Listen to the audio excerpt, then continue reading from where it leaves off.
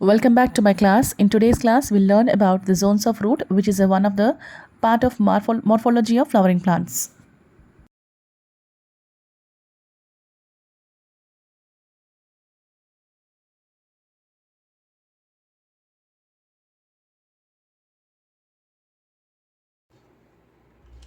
Okay, now we'll continue with the other topic, that is zones of root, where we'll study the four different zones of root. Okay, now first let us see what are the two ends of the root. Here when we are talking about the zones of root, the region of the root which is immediately beneath the ground, beneath the stem, that is the near the primary root, we call this zone as the proximal end.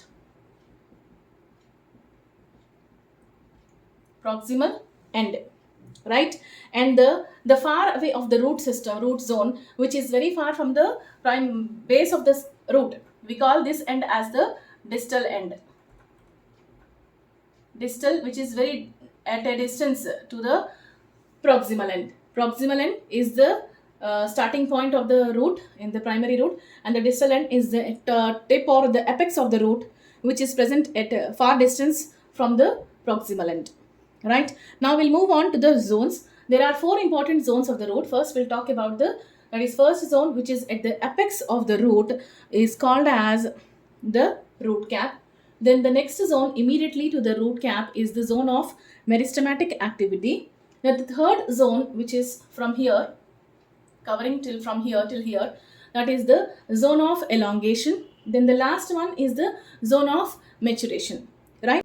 Here I told that the structure which is very near to the main axis, or the part of the root which is very near to the ground, we call this end as the proximal end, and the part of the root which is distance or far away from the point of attachment of the root to the ground, we call it as the distal end. I hope it is clear with the both the ends. Study in detail about one by one the different zones. First we'll cover up with the root cap. Now you can see here there is a root cap. This region, it is the cone-like structure which is covering the apex of the root.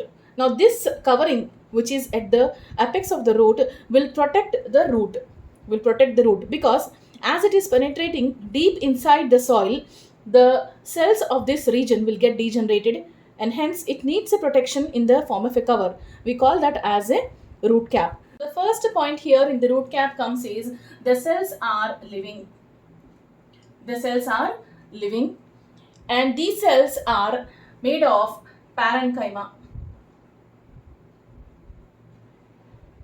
Made of parenchyma.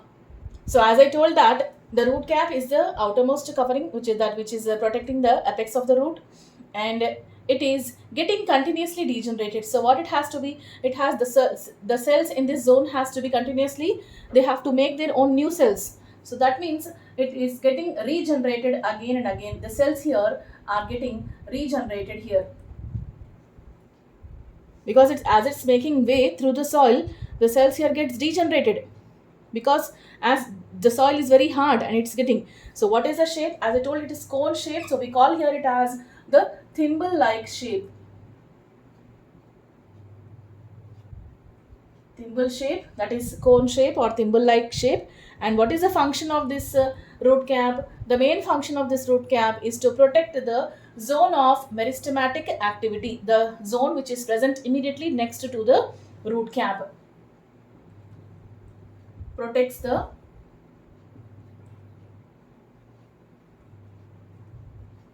zone of meristematic activity. Right? Right. Now when I told you that it is living, so why it is considered as living? We can say that okay, the cells can be dead. But the reason here is the cells which are present at the border, that is at the root cap. I'll show you the cells. These cells which are present, we call them the cells which are present at the borders of this root cap. We call them as the peripheral cells.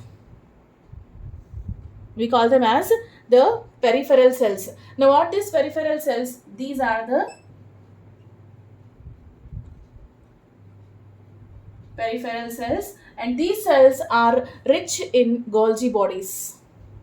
These cells are rich in Golgi bodies. So what these Golgi bodies are doing, their main function of these Golgi bodies are to secrete the two important things, like here glycoproteins and glycolipids. These Golgi bodies, what they are doing, they are rich in glycoproteins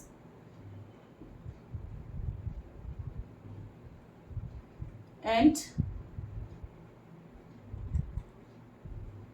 glycolipids. So what these Golgi bodies, the peripheral cells of the root cap, they are rich in Golgi bodies, and these Golgi bodies are secreting the two important proteins and glycolipids. So what is happening here now? Because of this secretion of the Golgi bodies, the root cap, what it is doing, it's making the soil moist so that it can penetrate easily into the soil. Once the soil becomes moist, it will make its way, the root cap will make its way to penetrate easily into the soil, or else the soil will be very rough, right? Meanwhile, when they are penetrating deep into the soil, there will be a loss of the cells here. As I told, they are continuously getting regenerated. Regenerated when they are regenerated? When there is a loss of the cells. That means there will be loss in the cells in the root cap, and this loss is compensated by the zone of meristematic activity, because the cells in the meristematic zone are continuously dividing. What is happening here in the cells in the meristematic zone? They are continuously dividing, and what they are doing, they are helping the root cap by providing the new cells. So that means we can say that the average lifespan of these root cap is very less. Here I'll write you the point.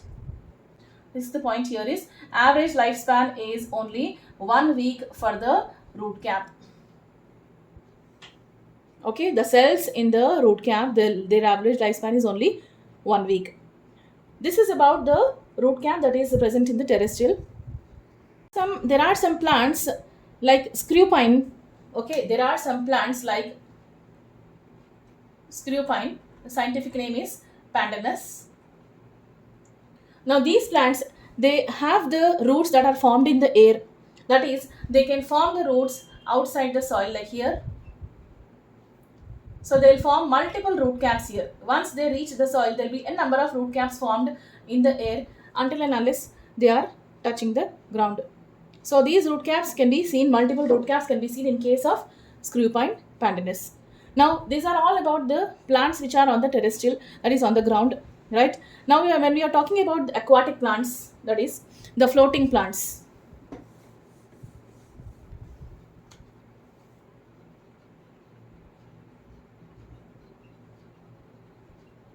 Aquatic plants, especially the plants which are floating on the surface of the water, that we call it as floating hydrophytes. Floating hydrophytes. Now in that case, we can see that the root caps are modified to form root pockets. Like here you see, this is the surface of the water.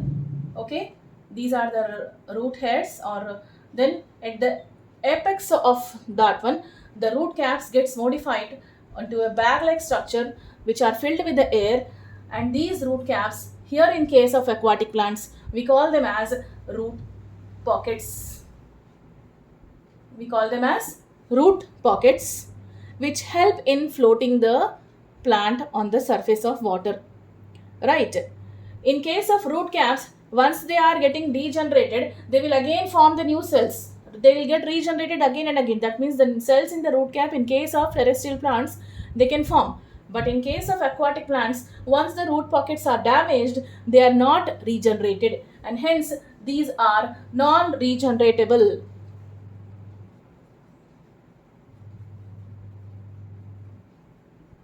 Non-regeneratable. That means once they are broken, they cannot be formed here. I hope it is clear.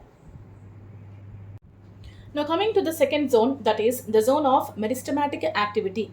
Now here, in this case, the meristematic cells will be continuously dividing. So we can write the first point here, that is the dividing cells. They'll be continuously dividing. Just now I told the point that in case of root cap, once the root cap cells are getting degenerated, they will take help of the meristematic zone cells, because these cells are continuously dividing, and because they are continuously dividing, they'll have very thin cell wall. Next, there is no vacuole, absence of vacuole in case of meristematic cells, right? No secondary metabolites.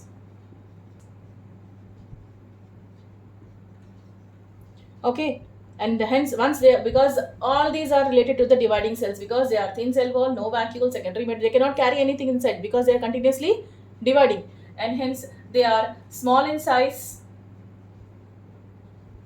The cells in this zone are small in size and they are compactly arranged, compactly arranged, and because they are compactly arranged, we cannot find any intercellular spaces. So no intercellular spaces.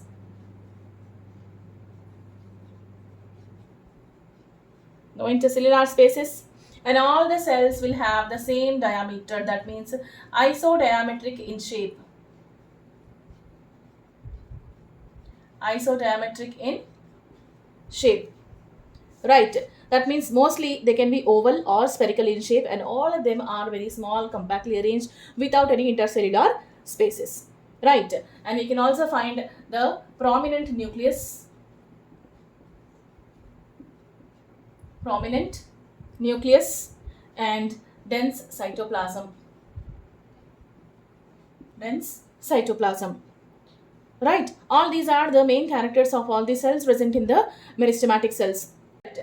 So if you see the upper view or the transverse section of this zone, we can see that the cells or the peripheral cells which are at the border, peripheral cells of this zone, they will be continuously dividing, right? Now these are the cells which are at the periphery.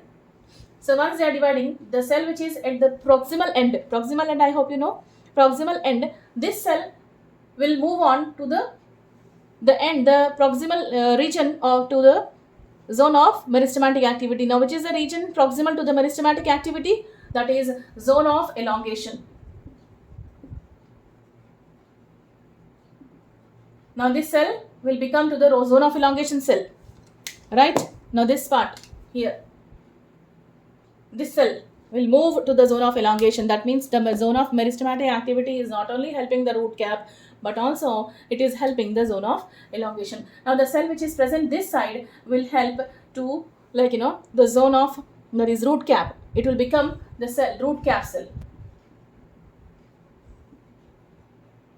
Okay, now this part which is moving towards the distal end will become the cell of root cap.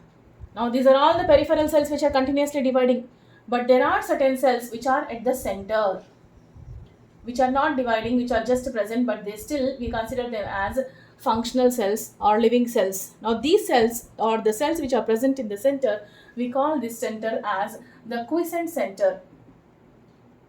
Quiescent center. Okay.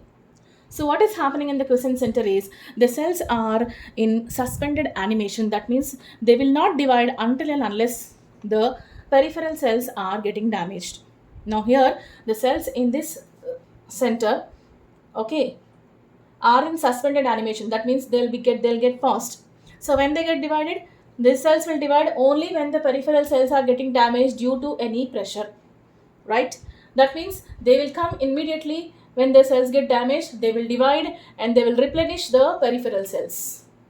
I hope it is clear, right? Now this was about the zone of meristematic activity. Now we'll move on to the two other zones, that is zone of elongation and zone of maturation. Now here the third one is the zone of elongation. The word itself here suggests that the cells in this zone gets elongated, right? Because they were continuously, repeatedly undergoing divisions in the zone of meristematic activity. What is happening here is the zones in the cells in this zone get continuously elongated and differentiate, and then they mature. And what is happening here? They enlarge, they become enlarged. Like here, if this is the cell, once they become mature, then immediately the cell contains the vacuole. The presence of vacuole, the vacuole also will elongate. Okay, this is the vacuole. Once the cells get divided, they move to the zone of elongation. They become permanent after the divide, and they undergo elongation. Once they undergo elongation, that means the vacuole inside it also gets elongated, and this is actively involved. The cells here, okay, I'll write here, the cells in this zone get actively involved in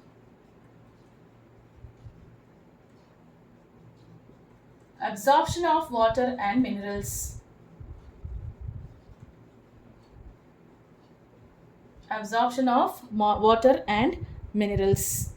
How? By using a high energy rich molecule, that is ATP. Okay, by using energy, that is ATP. And this zone is also responsible for the growth of length in the root, because they are getting elongated, and hence this zone will be responsible for the growth of root in length. Right? I hope it is clear. Here the maximum absorption will not take place, but active absorption is there, but maximum absorption will not take.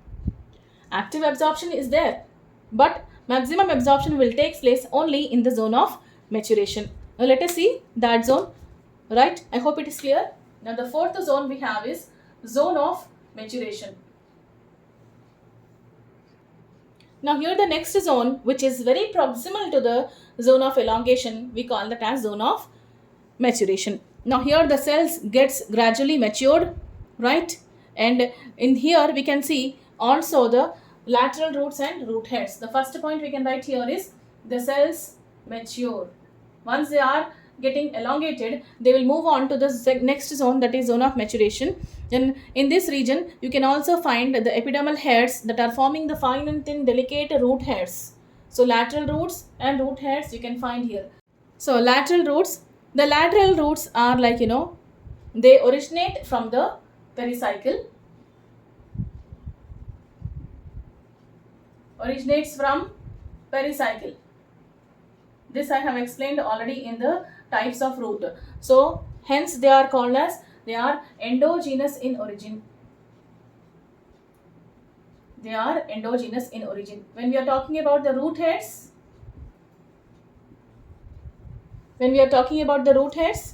they are originating only from the epidermal cells or from the outermost cells.